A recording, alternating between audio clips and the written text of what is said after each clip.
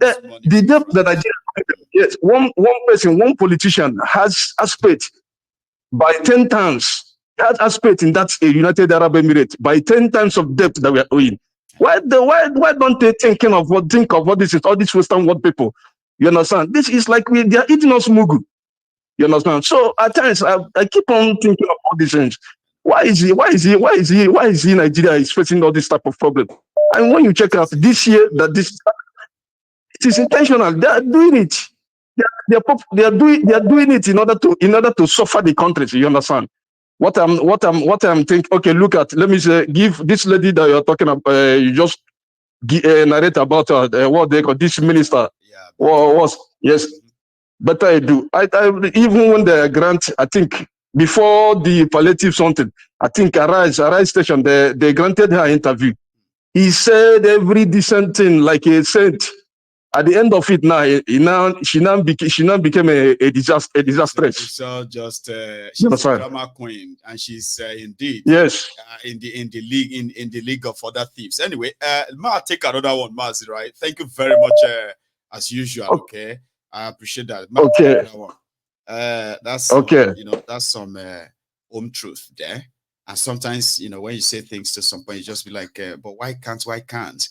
Just remember I told you, like, no matter how many rhetorical questions you're asking yourself about why can't we, but just remember that Nigeria is exactly what they want Nigeria to be like. Now you the surprise. They want Nigeria to be exactly what Nigeria is now and will be in the future.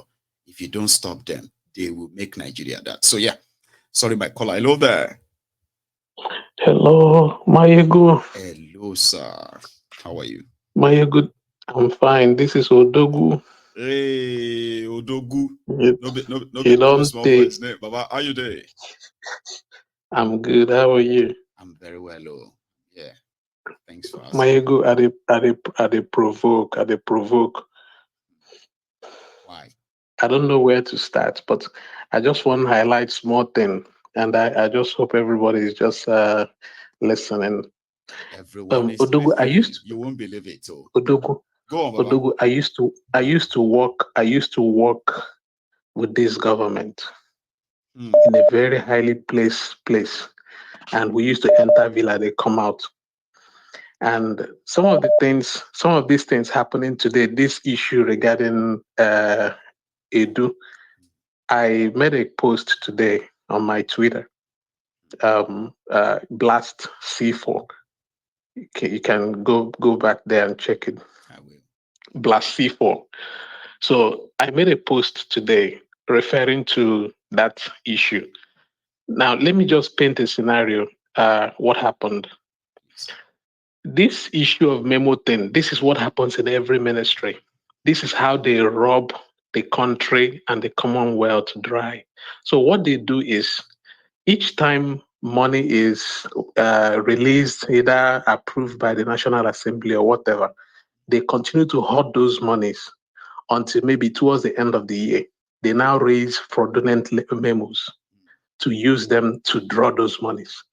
And go to every ministry, every parastatal. This is what is there is a normal thing. And another thing people don't understand is this Edu lady is just a victim. She clashed with someone that is highly placed. That is why all these things are coming. I'm not a fan of them. They are all a bunch of criminals. Because without that, all this leaked memo won't be in public. I know the truth, Baba. Go on.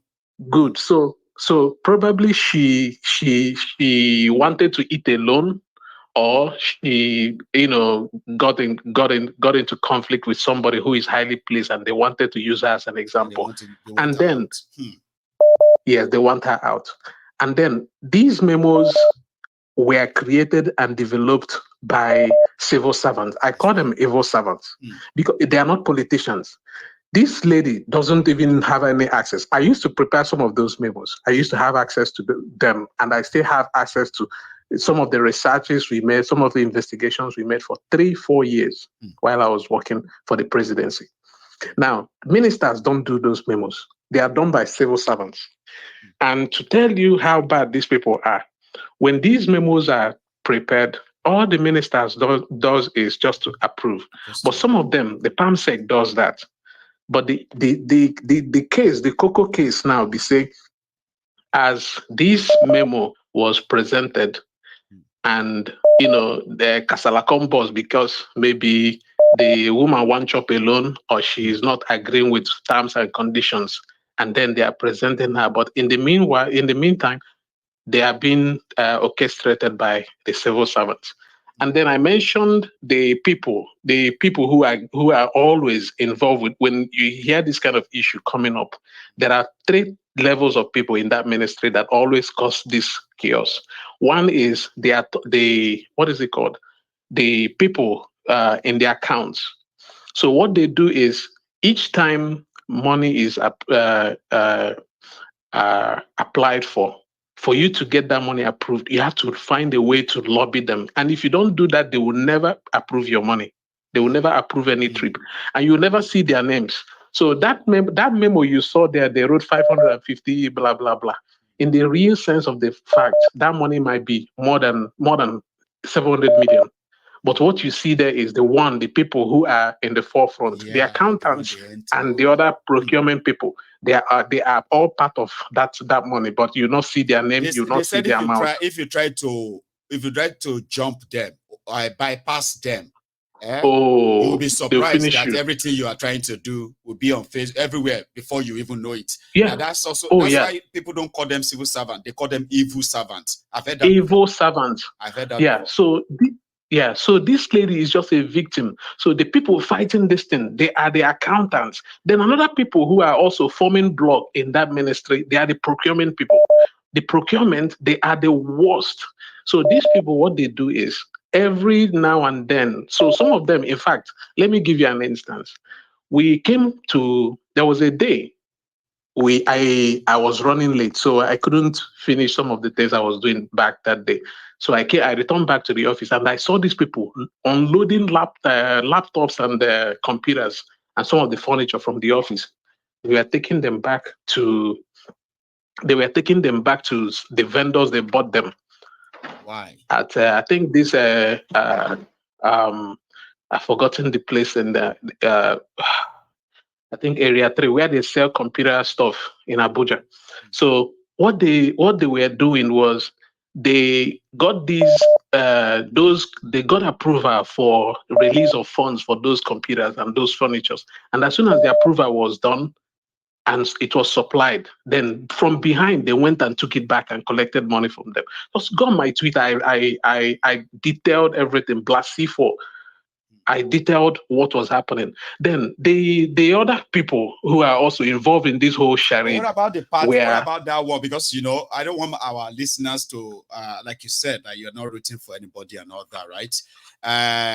What about the part where she also, like the memo she sent to the accountant general, right? Where she specifically also minutes, like you saw, right? Minutes said on it and said 585 million should be paid into so private account, right? I get the part where you said they kind of love to disburse all this money before the end of the year, or else the money will go back to the main what do they call that? To the central bank. Central bank will be here. And once it goes back, you can't touch it anymore until budget is approved. But the part where she actually minuted and asked, that did not present her as a victim. I wanted to kind of remember that, right? So the two parts to it is the minister signs. They are not ignorant, because what they do is either ways, whether they attend to those fake trips or not, they get part of the money. They get part of the money. Yeah, they do. Whether they move, whether they go or not. So what they do is they just sign those letters, those memos. So that signing that memo makes her culpable in all ramifications. And asking somebody to bring in another account, which is also against the civil service rule, makes her also culpable. So the issue was either she was trying to eat alone, or they were planning to set her up, or to step some people are kind of really wanted her out. You can tell, out. And it's not because she's the worst thief. No. It's just they just want her out and get somebody in. I think I get that. Exactly. That's just the whole thing. Then another part that I also witnessed was this issue of secondment. If any day Nigeria wants to start solving problem, they should just, in fact, fire everybody in the civil service and ask them to reapply. Or first of all, create another civil service program and rule, then fire every one of them, and then ask them to reapply. Because the issue of secondment, I know one guy, what's his name? I know one guy who used to, every ministry, once you create a ministry, what he does is to shop around from one ministry to the other, wherever money is being budgeted and wherever things are happening. And he knows people in the high places. So he gets in there. And then what he does there is once he gets in there, he has returns he's making to the bosses, people who are sending them to those areas. And then he will form a blog there and continue to, loot around there. And he's still in Abuja today in the ministry. Then the other part also that I also witnessed was the issue of using many youth corps members. So why do you need to pull somebody who is already in the ministry to come and be in another ministry as a secondment? They are the ones who are also creating that so it's like having two employments at the same time, isn't it? Two employments. Yes, and they will tell you you can only eat one salary from one source, but the money they are making in that secondment is ×4 of what they are making as their salary. And they'll tell you we are just coming to help them to set up, but it's not true. What they are doing there is they will sneak their detail into the payroll and get paid as well, like other staff. Yes. And there's nothing in their system that could detect that double, you know what I mean? Like double. You will never. These are evil, they are called seasoned evil servants. I saw them for myself. And another thing they do is some of them, like this guy I was telling you that we worked, I met with. What he does is he usually goes and recruits all his concubines. Any woman that he recruits, he called himself the head of admin, and in some areas, he usually goes and recruits all these little desperate coppers. As a corps member, you are desperate, you are looking for a job, and he'll be recruiting them and be using them. So if you know Gri will just fire you. You wake up one morning, yes. You wake up one morning and then you see somebody in the office and be wondering where is this person coming from? And the next day the person is gone and you'll be wondering what happened. What happened to that person again? Yeah. So this is just a summary. I'll keep you posted. Thank you very much for sharing that. A lot of people are hearing that for the first time, including myself, by the way. Like hearing that for the first time in the sense that being really explained to about it. Thanks so much for sharing that. Okay. Let me take Thank you. The details are on my Twitter. I just posted it there. And I'm gonna look for you. Baba. You have a good one. All right, brother. Right? Thank you. I love that. All right. That's something that is inside. And some of you have heard that the civil servants are corrupt. A lot of you really they are the ones corrupting. Some of us does anyway. Argono, I think I have. I thought I picked it up earlier. Sorry, yes. I have another caller here. Hello there. Hello, my good general. The Prince Jejeman. My Tucano Mike. How are you? This is Prince Jejeman representing IPOB for live. God bless you, Baba. There you go. Baba, well done. Nice one today again. You're always on fire. Thank you. We salute, Baba. Thank you, Prince. Yeah, why I'm calling tonight is because of this minister Wike and Betta. You are the one who's kind of going to touch Wike first tonight. Everyone seems to be about other things. Go on. Well, when I see him, he was saying that people were rushing him to snap picture with him. Yeah, I was going to ask that. People did you see him in London? He's been there a few times. I will ask him, have you ever taken picture with IPOB? If people are coming to him. Well, that is when he take picture with IPOB, you know that people are coming to him. It's not even any picture that people are taking pictures with. I mean, you will see, for example, now, talking about taking pictures, right? Peter Obi is like a celebrity everywhere. You know, everywhere you see him, hey, Obi. All the pictures are there every day on social media. I have not seen any of with Wike. Let's be honest. But it's like he's living in his own world. You know, you can't blame him. Exactly. Baba, you see, people like Wike, if they enter anywhere abroad and they hide, people don't know when they enter and when they come out. You understand? By the way, if you look at a baboon looking face, you don't say they get resemblance. So how person go on you look person where go if you enter for your picture, no go spoil the picture. Tell me about it. They say you know body shame or say you the body shame with a Wike, and they are not going to let you do that. You are body shaming him. Make him just respect himself. If you don't get matter to talk, make you just enter a house. Say people they take Russian to take picture.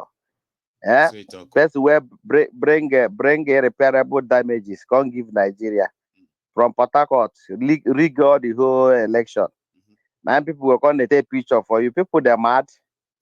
If people they're mad, if in them mad, it is everybody they're mad like so now everybody Baba, Moku pack on one side.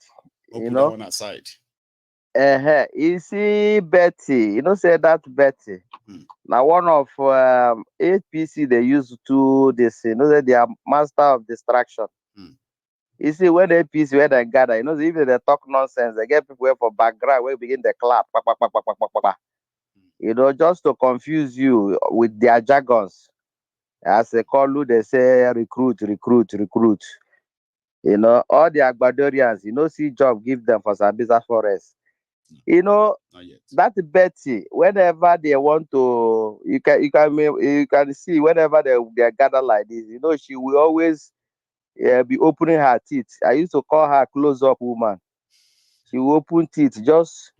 She's among the distraction that they are using. If people are not clapping, she will come. She will open her teeth. Close up. You know. So maybe Abike Dagboru. You know. So they don't use her. They don't use her finish. Now you know. Say everybody get your own time. Maybe they won't put her on that bus. Or they want to, you know, say one thing. We told you, Tifnubu is fighting corruption. She's mad. We've seen this before. Kind of, yeah. You know, another thing where our people are supposed to know is, see this APC. Every time, just look at every week or every month. What thing that they do, we say they go try to bring out one saga. That saga is to be buying time because they know that the whole Nigeria, everybody, they're para. You know, and as long as you people are, you know, are on top of that saga talking about it, you know, they are buying more time. Everybody away. They are buying more time. You know, say people no believe that they go reach this 7 months, going to 8 months. You know, so every day they keep Nigerian busy with one year story. If they no bring a Fubara, they go bring Wike. If they no bring Wike, they shout. All of them at the end of the day. Trump will call them together and say, oh yeah, all the whole people, APC, return back. Everybody return to your camp. You know, that Nigeria, they go bury that one. They go bring another Betta story. They will talk that one. After we talk that one finish, they will bring a henchman. Henchman go do their own. They will go begin talk that one. They buy time. Well, they know say Nigeria na time bomb. Well, my good general, well done, Jare. I just say make our people make them shine their eye with them. Now, thank you very much, Prince Jejeman. I appreciate that. Okay, you have a wonderful evening yourself. All right. You too, Baba. So that's the prince. We also have Princess Balogun, whose birthday is today. She's a year older today. My own birthday comes in another 3 weeks, Isha. And that's what I is. So if you haven't said happy birthday to Prince, and to everybody whose birthday is today, by the way, because like I'm so terrible when it comes to birthday things, right? So happy birthday to you if today is yours too. And I mean that. Hello there. Hello, Michael. Hello, ma. How are you? New Year. I'm fine. Happy New Year. And happy birthday to the Yeye of the Temple of Truth. Call her the Queen of Princess the Temple. Balogun. Happy birthday to our country, man. Yeah.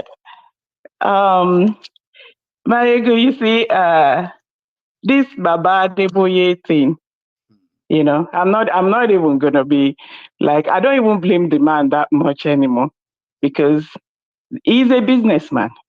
Tell me about it. And his people are his clients, so he's just selling to them what they want to buy. That's so you know, true.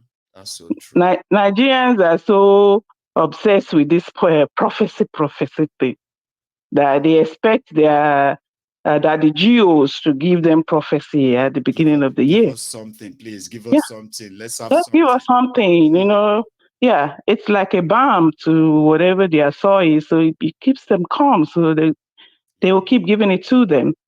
Because I don't see anything in what he was saying. There was nothing like extraordinary in what he was saying, you know.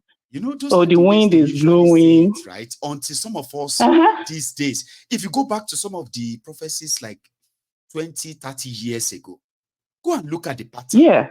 It's like people just seems to have outgrown all these things. They are tired of all of this. They know more these days. And that's like me and you can be like, oh, that sounded so ordinary. Like, is that prophecy, Sha? You know? How can that be prophecy now? There's going to be a medical breakthrough in diabetes and hypertension. I beg. These diseases, these are the two diseases that, you know, you can control just by your lifestyle choices that you make. That's right. And then, you know, you are in Nigeria. Somebody has diabetes in Nigeria. How is he going to control that when all you can eat is gari? You know? The man only has gari to eat now, and in the morning at night, you know. Have money to buy the gari. I told you, people are choosing between buying their medication or food in Nigeria right now. I've seen that. And this is a disease where you have to control your carbohydrate intake, you know, and all you have is gari. Tell me, you know, it's not the magic thing. It's not magic. And high blood pressure, we all know that, you know, it's the food as well as your level of stress. Nigeria is heightened stress for everybody. I'm sure that, you know, half of Nigerians have high blood pressure anyway. So many of them don't even know. If they check them. You know that? They don't know. Yeah. And that's why they will tell you. They don't know. It was healthy this morning. Oh. And they said that it was just going and he fell and he died. I know, yeah. You know, we heard that all the time. It's now, Akpetani, you know. They say, he just shouted, though. He just shouted. That's it. Heart attack in here now, and you know. No, he fought with somebody yesterday, and he said, me, you know. That's kind of nonsense, and people believe it, you know. So, and you know, the same thing with the Muslims too. You know, religion, the practitioners of the religions want to enslave minds. So you understand that?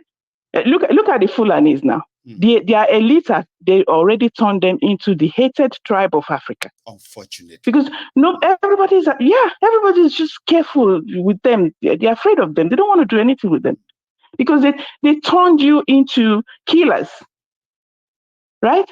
They lied to them that they have a superior bloodline to everybody else. And their forefather has promised them Nigeria, you know. So now they send you out there to be the killers. They send your children on the streets to be almajiris. But their own children are all over the world, living the best life that money can buy them. But you are not thinking that, okay, they are sitting on enormous wealth. Can you imagine what the amount of wealth that the Sultan of Sokoto is sitting on? You know, I can only imagine. Let's even assume that Sokoto is Fulani state. Shouldn't the Fulanis in Sokoto be living the best of lives? Should be an example of how great it should be an example now. What it looks like to be a Fulani and live in a Fulani place. I know. That's what I told you. See, they should be living like the Saudis. Yeah, I told somebody. Or the Emiratis in Dubai. Okay, go on. I'll let you finish. Go on, please. Yeah, That's where they should be living. They should be comparable to the Saudis in Saudi Arabia and the Emiratis in Dubai, and yeah, that's what we should be looking at them and say, oh, look at the Fulanis, they're living well. But these people your elite are sitting on those massive wealth, but they are telling you to go and conquer the whole country and then your life will be better. And asking them questions, and then the Muslims, they think that, oh yeah, Islam, you have to support Islam and all that. No, you don't have to. You are the one practicing Islam. I'm talking to the moderates right now. You are the one practicing Islam because you love Allah, and you were thinking about some Al-Jannah or something.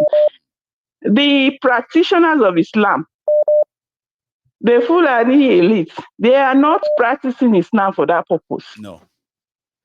The reason they embrace Islam and they are propagating it is because of those doctrines of jihad and Muslim brotherhood. Because it's a very important tool for them in their mission of dominance and acquiring people's land. Because they can send you after the other people and tell them, get them killed in the name of Allah, in the name of Islam. And then they will tell you, oh, there's Muslim brotherhood, you don't challenge your Muslim brothers, you don't condemn what they do. And because of that, you're not going to... You don't condemn your brother because of the infidels. You don't, yeah, exactly. So you don't condemn them. And then, so they accomplish their mission. So that, and if we think that this is just in the north, it's also creeping into the west. Gradually. I'm looking at our girls, young girls, 3-year-old, 4-year-old. They put this hijab on them. And I'm like, what? This child? You're putting a hijab on them? They don't follow protocol anymore. They want to wear it to school. They don't follow the uniform. When I was going to school, I'm telling you, when I was going to school now, in Lagos now, half of the class, I went to a Catholic school, half of the class are Muslim children. I come from a family of predominantly Muslim, on my father's side. I can't even recall anybody that's a Christian there, And we don't wear all these hijabs. We don't, even our mothers, how Yoruba women, they dress now. But the hijab is they different just from tie the Buddha. scarf. No, you know something? Their hijab is like that scarf you put on that make you look, this, what have you. But the Buddha is the one that covers everything. Which one are you referring to? Yeah, but even the hijab, though, my ego, it's not just clothing, I know. It's a symbol. Yeah, it's a symbol of mind control and all that. By the time you see a woman dressed like that, you know that everything she's doing is already, she's been programmed to not do certain things. You cannot eat certain things, you cannot walk, you cannot talk to certain people, you cannot, even up to the career that you can do. You understand? If you see somebody that's wearing hijab, can you ever imagine that this person is going to be the next Thames? What's that female singer, Nigeria, do you think that child, Tiwa Savage and, no. You are going too far. They will never want. She's never going to choose that kind of career.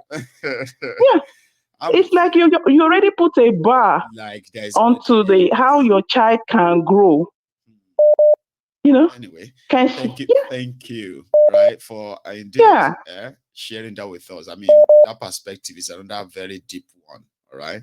And if I could just sorry, go on, say that. Yeah, if I could just ask you for something, Maego, maybe during your Sunday sermon, if you can just be giving our people some critical thinking analysis,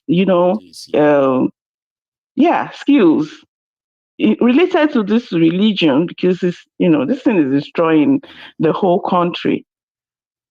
Thank you so much for what you do. What you really found out is the indoctrination of children in a religious way, and it goes both ways in a way, and they don't really serve anybody's interest other than those who want to control their mind. People need to begin to understand that. I get you, right? So, but thank you for sharing that still, right? You have a good one, ma'am. So you too. That's some thought-provoking perspective.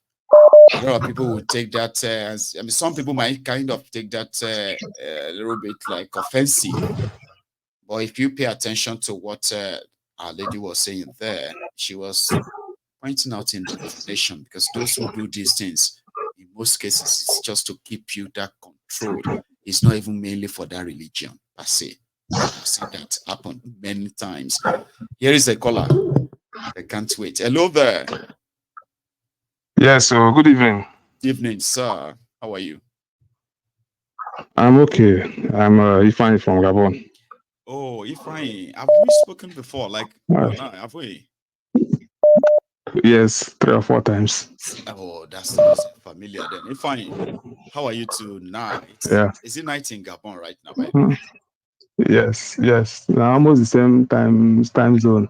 Are we? That's class. So, yes. Now the attitude, the long line, what's it called? The vertical line, not be the horizontal one, so it counts. So I think that makes sense then. So, Baba, how you doing, Baba? I'm okay. So I'm sorry, I did not follow because I was sleeping. So I just woke up. Sorry. Yes, but do you know about this guy called the Apostate Prophet? Have you heard about him before? No, except if I have heard him differently. But tell us about that. Who is he? So he's a Turkish. Let me say an agnostic like you. If you get what I mean. So tell me more. I'm not insulting, no. So he used to be a Muslim. So that's why he calls himself Apostate Prophet on YouTube. Right. So I think you have to. There is this other one. Have you heard about you? But I want to hear more, because the reason why you actually brought him up. That's exactly what I want to know more. So go on. I'm still with you. So yes, okay. Another man also. There is this other guy called. In fact, he's the one I wanted to talk about more. Christian Prince. And look, you think you know Islam, you don't know Islam. If you want to really know Islam, how evil Islam can be, or what the evil it stands for. If you understand that religion, you understand the mentality of the Fulani. There's that guy I'm telling you his name. What's his name? The second one, Christian Prince. In fact, no Muslim can. This guy is Allah himself. He's an Arab Muslim. Okay. He debates with Muslim, and since 2010 he started debating with Muslim. No Muslim has won any debates with him. So, like, in fact, what is he all about? Is he like he's telling people about things that they don't? I mean, others the truths about Islam. Yeah, others would like to be. Tell me, go on. He's telling people the truth about Islam. In fact, the whole of the Quran, he has it in his head. The whole of the Hadith, all of them. In fact, even the obscure books you've never heard of, he knows about it. So much so that, do you know Zakir Naik now, the one that went to Nigeria a while ago? Yes. Zakir Naik is literally that Indian guy. Yeah. He is running away from Christian Prince. He doesn't want to debate. In fact, the very first time they talked about debating, between each other, what's his name? Zakir Naik brought up what is he called? An excuse. Oh no, Christian Prince must have 2,000. 2,000 followers on YouTube. But unfortunately, Christian Prince cannot have 2,000 followers on YouTube, because once his subscribers, gets to 100,000, YouTube blocks it. Yeah, so that YouTube will simply block his channel. He has to open another one and start the whole thing again. So the one that really made me mad the other day was that Zakir Naik, he has a YouTube channel where he was doing his live and who was asking, the chat, people were asking him questions. Then Christian Prince went there and said, Zakir Naik, please, I want to debate with you. The whole chat said, yes, we want to debate. Yeah, we want to see that debate. We want to see that debate. We want to see that debate. Everybody, Zakir Naik, yeah, Christian Prince is in the chat. We want to see, they are typing. Zakir Naik saw it. We are watching him live. He just acted like, how he usually does his teeth. He just acted like he didn't see it. That was when I knew that this guy, the whole thing is a fraud. The whole Islam, whatever. My brother, if you are a Muslim or people who are watching, if you are a Muslim, please know your religion. Read your books. You will see what your books is all about. It is an Arab supremacist religion.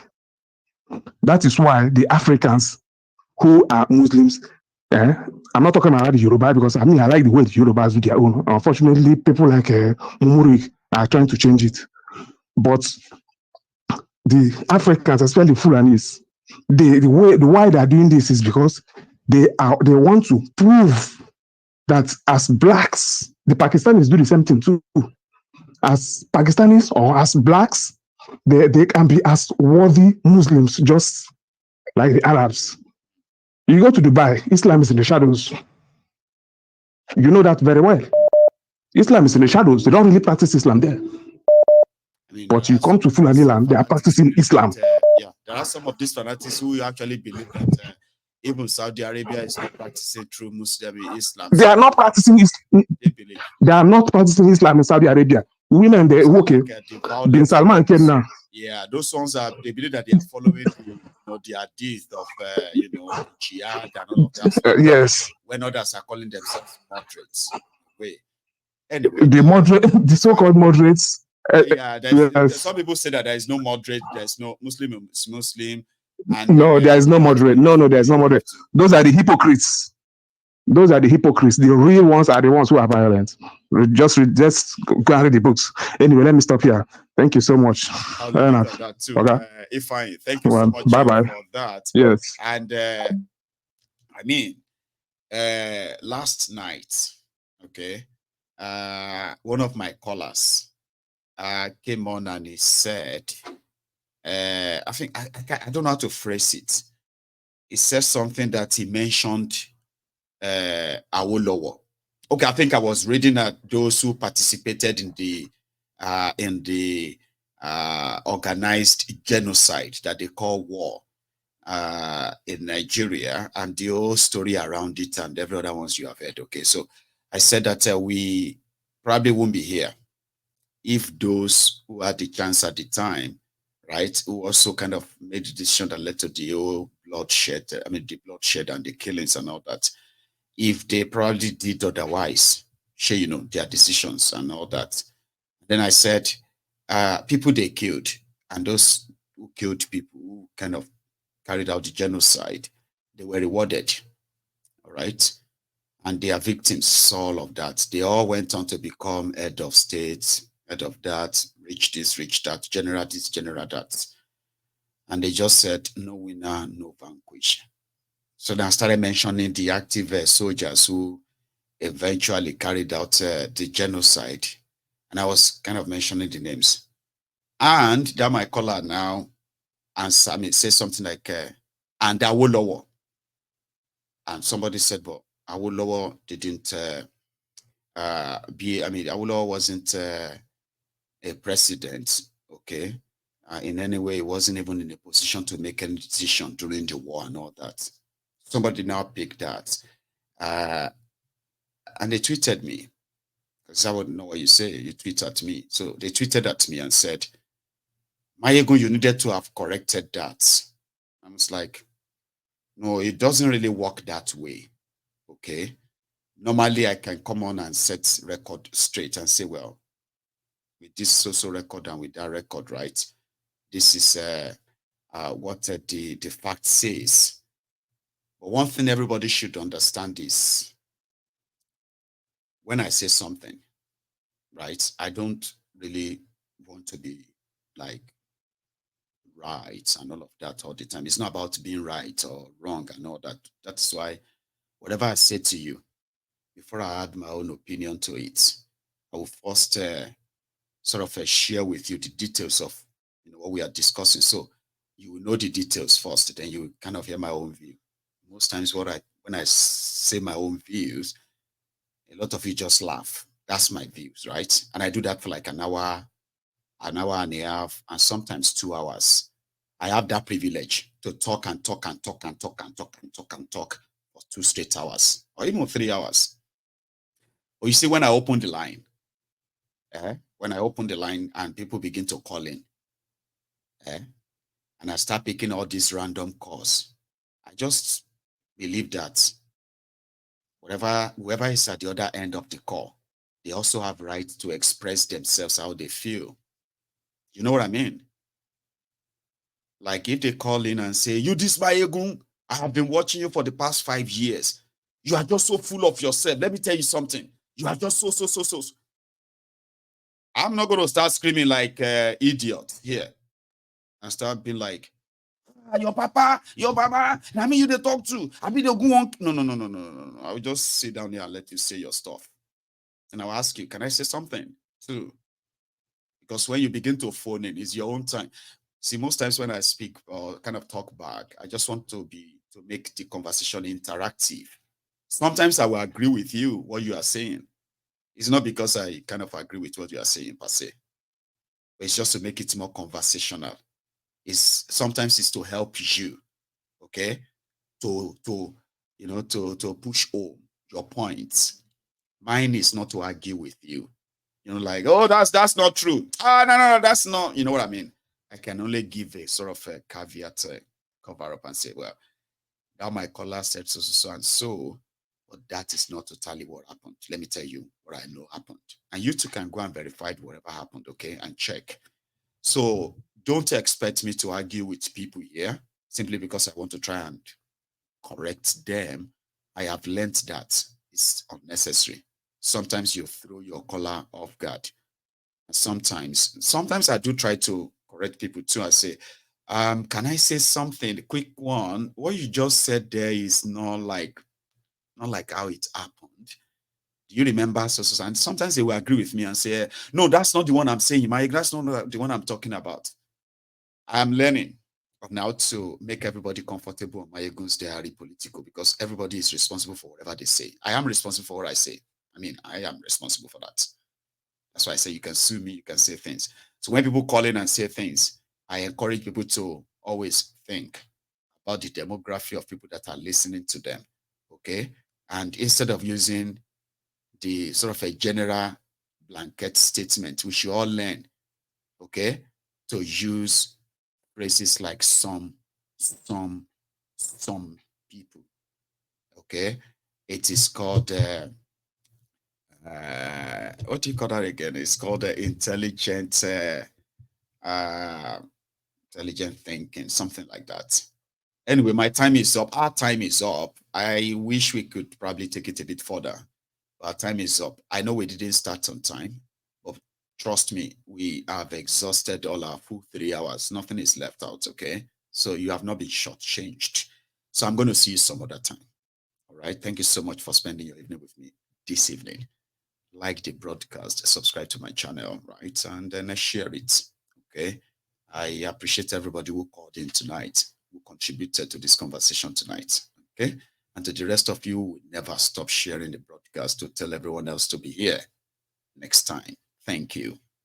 And we'll see you some other time. So, good night.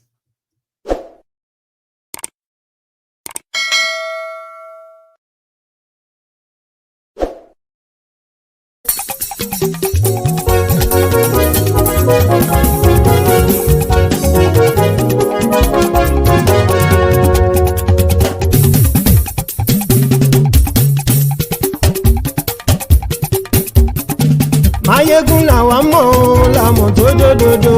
Mayegun diary, Mayegun number one. Mayegun làwa mọ̀ làmọ̀ tó dòdòdò. Mayegun diary, Mayegun number one. Mayegun ti dé o, ọ̀rẹ́ ara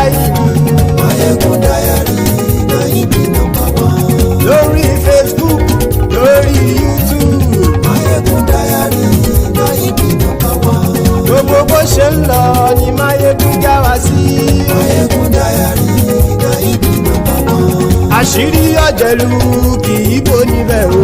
Máyégún Diary Nayibi #1. bó bá ṣe eré àní Máyégún máa wí. Máyégún Diary Nayibi #1. ó sì tún ṣe eré wàá gbọ́ níbẹ̀ o. Máyégún Diary Nayibi #1. Máyégún Diary politico. Máyégún Diary Nayibi #1. Godfatherism kò sí lọ́rọ̀ Máyégún. Máyégún Diary Nayibi #1. ẹ farabalẹ̀ sẹ́ o kẹgọ́rọ̀ lẹ́nu o. Máyégún Diary Nayibi #1. àní Máyégún làwa mọ̀ tó dódòdó. Máyégún Diary Nayibi #1.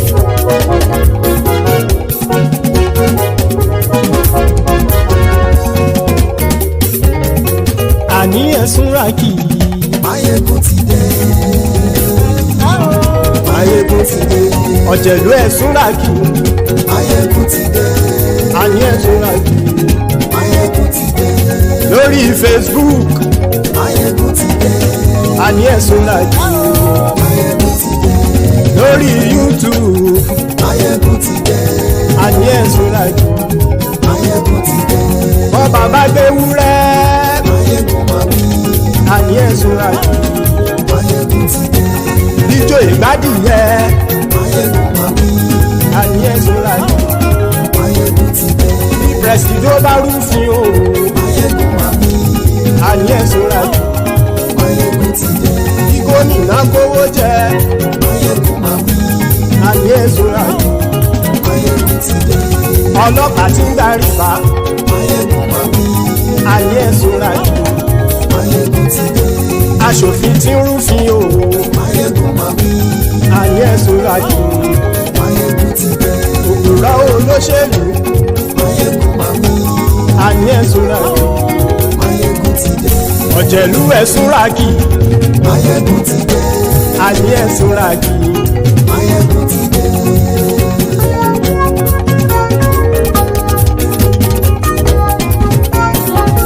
Máyégún ti dé.